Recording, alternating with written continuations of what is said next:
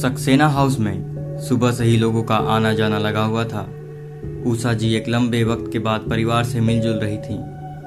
दरअसल ये भीड़ मानवी से मिलने की थी, लेकिन डॉक्टर के कहे अनुसार रमेश जी और उषा जी मानवी को लोगों से कम मिलने देना चाहते थे, क्योंकि मौत से जूझ कर आने के बाद उसके लिए इतना लंबा स्ट्रेस ठीक नहीं था। सक्सेना खानदान की इकलौती बेटी होने के कारण हर कोई मानवी से मिलना चाहता था। हो भी क्यों ना, हर कोई ये जानना चाहता था कि आखिर हुआ क्या था, क्योंकि अब तक रमेश जी के परिवार में से किसी ने यह नहीं बताया था कि आखिर इतना बड़ा हादसा घटा कैसे। इसी बात को जानने के लिए भीड़ उमड़ी हुई थी। वहीं दूसरी तरफ मानवी, जो खुद को असहज महसूस कर रही थी, उसके सर में अब हल्का दर्द उठना शुरू हो चुका था, मगर मिलने वालों की तादाद कम नहीं हो रही थी। ये देखकर उसने धीरे से कनक जी को कहा, दादी, क्या मैं अंदर लेटने जा सकती हूँ? मानवी की ये बात सुनते ही कनक जी ने हाँ में सर हिलाया और उषा जी को बुलाते हुए कहा, उषा, मानवी तेरे परिवार की भीड़ देखकर थक गई है। अरे अब सबको एक ही दिन आना है क्या?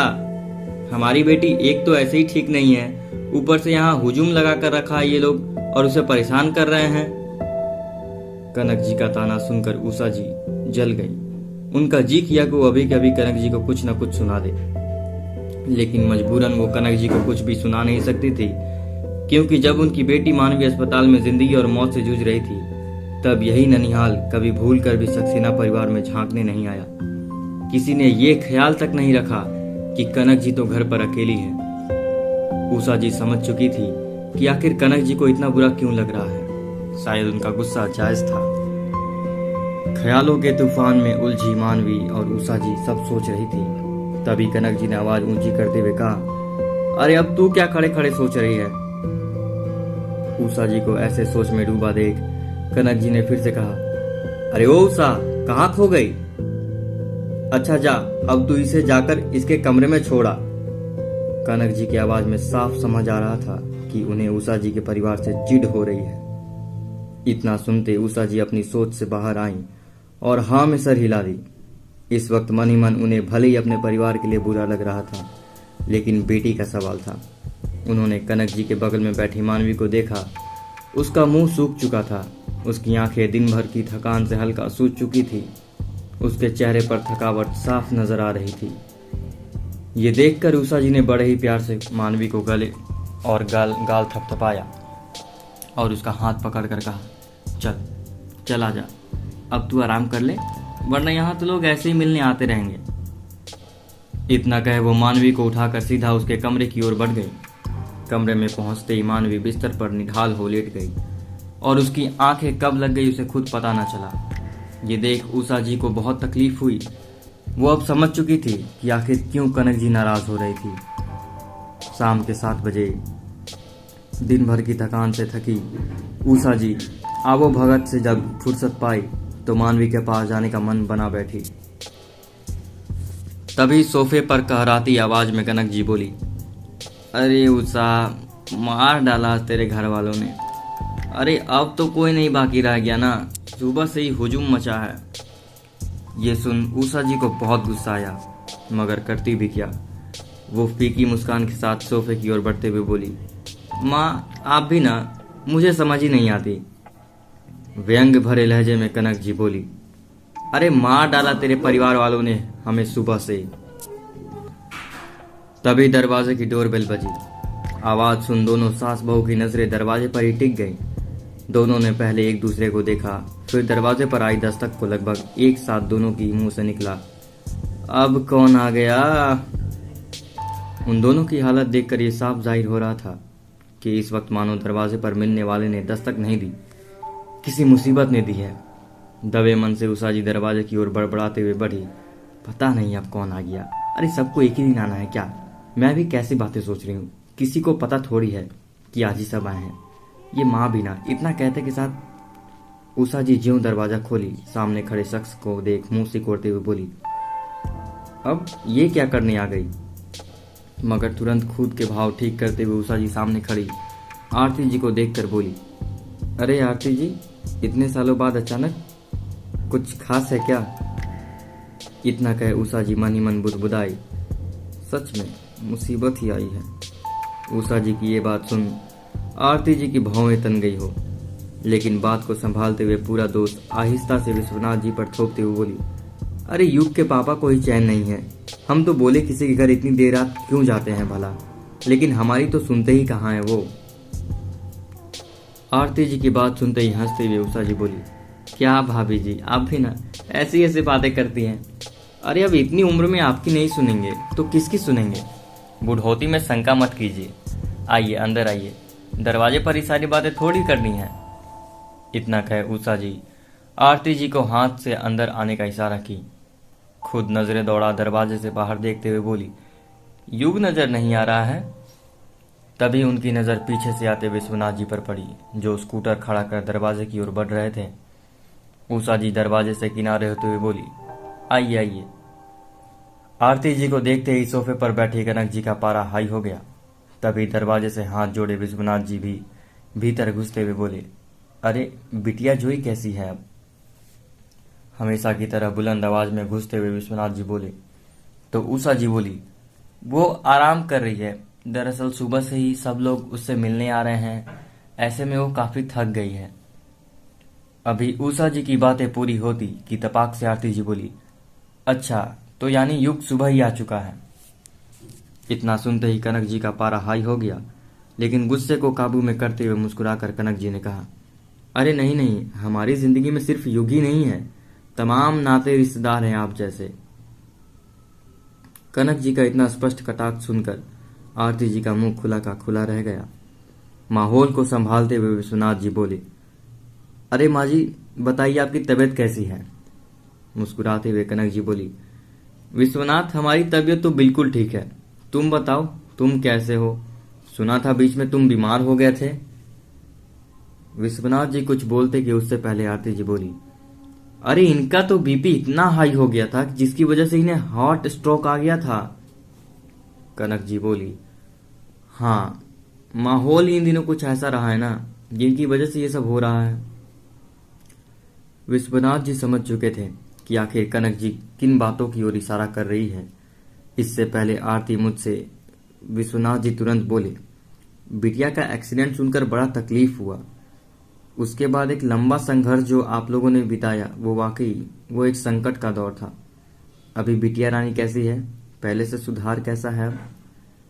विश्वनाथ जी की बात सुनकर उषा जी की आंखें नम हो गई और वो रूंधे गले से बोली, सब ईश्वर की माया है, बिगड़ता भी है तो बनाता भी वही है, बस हम तो कर्तव्य निभा रहे थे। उस वक्त से कठिन वक्त हमारे जिंदगी में अब तक नहीं आया था, अचानक ऐसे कैसे हो गया पता नहीं, लेकिन ये हुआ कैसे। विश्वनाथ जी परेशानी के भाव से बोले। कनक जी उषा जी को संभालते हुए बोली, होने को कौन टाल सका है, बस बिटिया को नई जिंदगी मिल गई यही समझिए, इससे ज्यादा कुरेदने से क्या मिलेगा। अब तो जीवन भर को उसे हमें संभालना ही है। इतना कह उषा जी फूट फूट कर रोने लगी। ये देख आरती जी अपनी जगह से उठ उषा जी को संभालते हुए बोली, मत रोइए, परिस्थिति हर वक्त एक सी नहीं होती। खुद को संभालते हुए उषा जी बोली, हाँ सही कही, मगर अब कोई एक्सीडेंट हुआ तो हम उसे हमेशा को खो देंगे। इतना कह उषा जी घिघियाते हुए रो पड़ी। उषा जी का दर्द देख अब आरती बोली, रो लीजिए, मन हल्का हो जाएगा। विश्वनाथ जी बोले, बिटिया पर जगदम्बा का आशीर्वाद बना रहे, यही कामना करते हैं हम। बात को बदलते हुए उषा जी ने कहा, आप लोग भी किन बातों में उलझ गए, आइए आप लोग जोई से मिल लीजिए। इतना कहे आंसू पोंछते हुए सोफे से उठ खड़ी हुई। उषा जी की बात से सहमति जताते हुए हॉल से उठ दोनों मियाँ बीबी उनके पीछे चल दिए। इधर युग विवेक के बिस्तर पर उल्टा रेडियो पर आने वाले गाने सुन रहा था। गाना सुनते सुनते युग गाने में कब डूब गया उसे पता भी ना लगा। युग के आंखों के आगे व्हाइट गाउन में मानवी उसे नजर आने लगी। हाल कभी अपना मुझे तो बताओ ना, और लेट कर भी वापस कभी आओ ना। ख्यालों में उलझा हुआ युग कब विवेक को मानवी समझ उससे इतना करीब चिपक गया उसे एहसास भी नहीं आया। खिसियाते हुए विवेक खुद को युग से अलग करते हुए बोला, अबे तू तू देवदास हो गया बे, पगला गया है तू। भूल जाओ उसे, आगे बढ़ मेरे भाई। विवेक की कसैली बातें सुन युग को मानो धक्का सा लग गया हो। युग खुद को संभालते हुए बोला, विवेक बाहर निकल यहां से। युग की यह हालत देख अब विवेक को युग की चिंता हो रही थी, क्योंकि मानवी का प्यार युग के सर पर चढ़कर बोल रहा था। ये पहली बार नहीं, रोज रोज का था। विवेक ने युग के मानसिक हाल को ठीक करने का निर्णय ले एक अच्छे साइकोलॉजिस्ट को गूगल पर ढूंढने बैठ गया। अचानक से विवेक के दिमाग में ख्याल आया, क्यों न वो ये बात विश्वनाथ जी से शेयर करे। दिमाग में ये आते ही विवेक ने फट से विश्वनाथ जी को कॉल घुमा दिया। इधर उषा जी के साथ विश्वनाथ जी और आरती जी मानवी के कमरे में दाखिल हो चुके थे। मानवी आराम से गहरी नींद में सो रही थी। ये देख उषा जी बोली, दिन भर की थकान से सो गई है, मैं कोशिश करती हूँ इसे उठाने का। वैसे तो डॉक्टर ने इसे सोते हुए उठाने को मना किया है, जब तक ये खुद से ना उठे। ये सुनते ही विश्वनाथ जी बोले, अरे नहीं भाभी, हम बच्ची से मिलने आए हैं, उसे परेशान करने नहीं, उसे सोने दीजिए। इतना कहे वो बिस्तर के नजदीक जा मानवी के सर पर हल्का सा हाथ फेरते हुए धीमे से बोले, मुझे तुम पर पूरा भरोसा है जोई। विश्वास ही नहीं, उम्मीद भी है। तुम जल्दी ठीक होगी और युग को संभाल लोगी। मेरा आशीर्वाद है कि आने वाला समय तुम्हारे लिए खुशियों से भरा होगा। इतना कहे उनकी आंखों से आंसू बह निकले। विश्वनाथ जी आंसू को संभालते हुए बिस्तर से उठे, तभी उनके जेब में फोन रखा घनघना उठा। वही पीछे खड़ी आरती जी मन ही मन खुश होकर बोली, अच्छा हुआ, कांटा खुद ब खुद मेरे युग से दूर हो गया। अब तो रास्ता क्लियर है। बस ये मर गई होती तो और भी अच्छा रहता, लेकिन कोई नहीं, जिंदगी का भी क्या फायदा जब डर डर कर ही जीना है। विश्वनाथ जी फोन उठा धीमे से बोले, हाँ बेटा, हेलो। हाँ बोलो।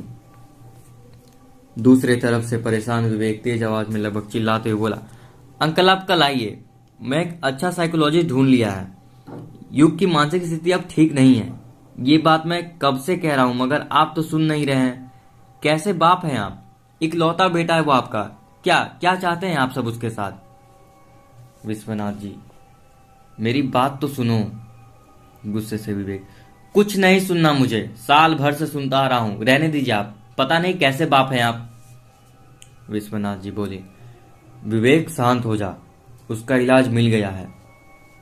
ये सुन विवेक को कुछ समझ नहीं आया और उसने गुस्से से फोन कट कर दिया।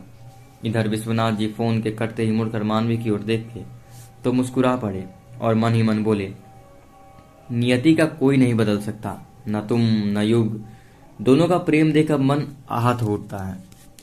तुम करीब आ, आरती जी बोली। क्या हुआ जी, किसका फोन है। बातों को संभालते हुए विश्वनाथ जी बोले, अरे हमारे ऑफिस के एक कलीग के बेटे हैं। अच्छा।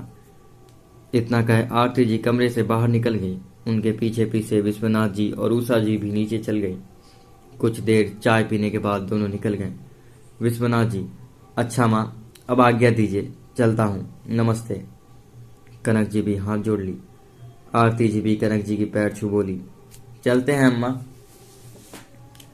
कनक जी को उनका स्पर्श पसंद नहीं आया, क्योंकि आज तक उन्होंने जिस तरह का स्वभाव दिखाया था वो छवि काफी खराब थी, लेकिन उनके इस बदले स्वरूप को कनक जी भी भाप ली थी। दरवाजा बंद कर उषा जी बोली, विश्वनाथ जी तो भावुक हो जाते हैं, लेकिन आरती जी समझ नहीं आती। ये सुनकर कनक जी बोली, उषा तू सिर्फ मानवी को समझ, उतना ही काफी है।